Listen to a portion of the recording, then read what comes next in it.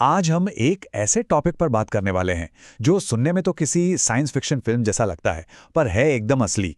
ये कि हम अपने प्लैनेट को अंतरिक्ष से आने वाले खतरों से कैसे बचाते हैं।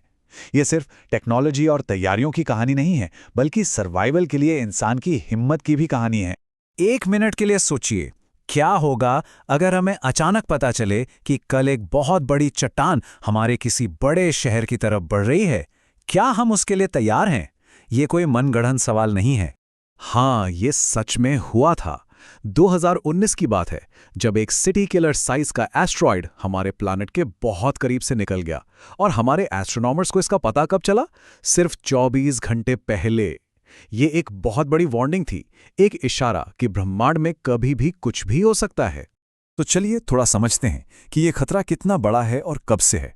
देखिए, ये कोई नई बात नहीं है। हमारा ग्रह हमेशा से ही अंतरिक्ष से आने वाली इन चट्टानों का सामना करता रहा है और इसका सबूत इतिहास में मौजूद है।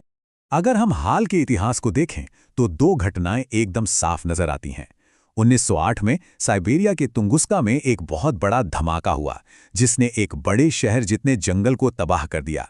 और अभी हाल ही में 2013 में चेल्याबिंस्क शहर के ऊपर एक उल्कापिंड फटा, जिसके नतीजे काफी चौंकाने वाले थे। 1500 से भी ज्यादा लोग घायल हुए, और वो भी सिर्फ शॉकवेव से, जो खिड़कियों और इमारतों के टूटने से आई। और सबसे डरावनी बात पता है क्या थी? किसी को भी ये आता हुआ दिखा ही नहीं। ये हमें बताता है कि हम कितने वल्नरेबल हैं। तो सवाल उठता है कि हम इन खतरों से बचने के लिए आखिर कर क्या रहे हैं। अच्छी बात यह है कि हमारे पास आसमान पर नजर रखने के लिए कुछ बहुत ही एडवांस्ड सिस्टम्स हैं। मतलब हमारे पास जमीन पर बड़े बड़े टेलीस्कोप्स हैं, रडार हैं, और साथ ही स्पेस में ऑर्बिट करते टेलीस्कोप्स भी हैं। एटलस जैसे ऑटोमेटेड सिस्टम्स तो 24 घंटे आसमान को स्कैन करते रहते हैं, ताकि कोई भी अनजान चीज दिखे तो तुरंत पता चल जाए। ये एक ग्लोबल कोशिश है। लेकिन यहाँ एक बहुत ही दिलचस्प बात सामने आती है। ये जो पूरी कोशिश है ना, ये बहुत हद तक एक ही जगह से हो रही है। अब तक जितने भी नियर अर्थ ऑब्जेक्ट्स खोजे गए हैं, उनमें से लगभग 90% नासा के फंडेड प्रोग्राम्स ने ढूंढे हैं। अमेरिका इस मामले में दुनिया को लीड कर रहा है।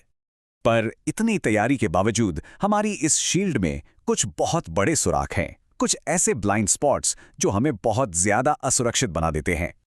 हमारी सबसे बड़ी कमजोरी वो है सूरज। जमीन से हम उन चीजों को देख ही नहीं सकते जो सूरज की तरफ से आ रही हों। उसकी चमक में सब कुछ छिप जाता है। और याद है वो चेल्याबिंस्क वाला उल्कापिंड? वो ठीक वहीं से आया था। और ये ग्राफिक देखिए, ये साफ साफ दिखाता है कि प्रॉब्लम कितनी बड़ी है। जो बड़े एस्ट्रॉइड्स हैं ना, 140 मीटर से ज्यादा वाले, साइंटिस्ट का मानना है कि हमने उनमें से आधे भी नहीं ढूंढे हैं। मतलब आधे से ज्यादा तो अभी भी कहीं बाहर घूम रहे हैं और हमें उनके बारे में कुछ पता ही नहीं। ये बात इस एक लाइन में एकदम सही कही गई है। हर उस एक एस्टेरॉयड के लिए जिसे हम ढूंढ पाते हैं, शायद कई ऐसे हैं जिन्हें हम कभी देख ही नहीं पाए। और जो हमें नहीं पता, वही सबसे ज्यादा खतरनाक हो सकता है। लेकिन कहानी सिर्फ खतरे और डर की नहीं है।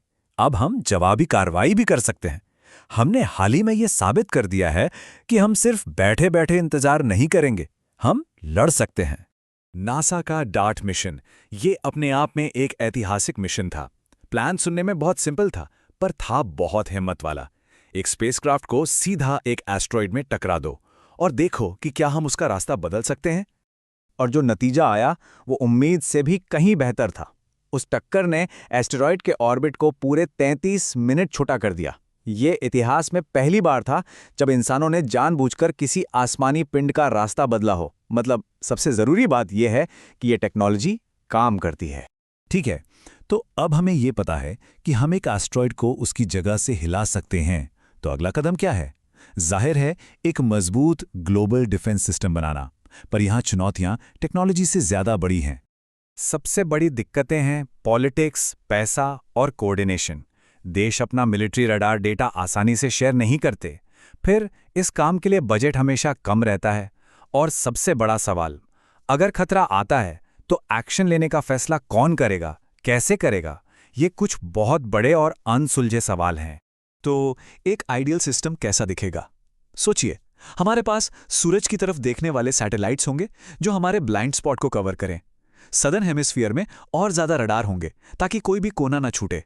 और एक इंटरनेशनल टीम होगी जो फौरन एक्शन ले सके। हम उस तरफ बढ़ तो रहे हैं, पर रास्ता भी लंबा है। तो आखिर में हम इस सवाल पर आकर रुक जाते हैं। हमारे पास टेक्नोलॉजी है, हमारे पास स्मार्ट दिमाग है, हम जानते हैं कि क्या करना है, पर असली सवाल ये है, क्या हम अलग अलग देश अपने मतभेदों को भुलाकर एक स्पीशीज की तरह खुद को बचाने के लिए साथ आ सकते हैं? इसी सवाल का जवाब हमारा भविष्य तय करेगा।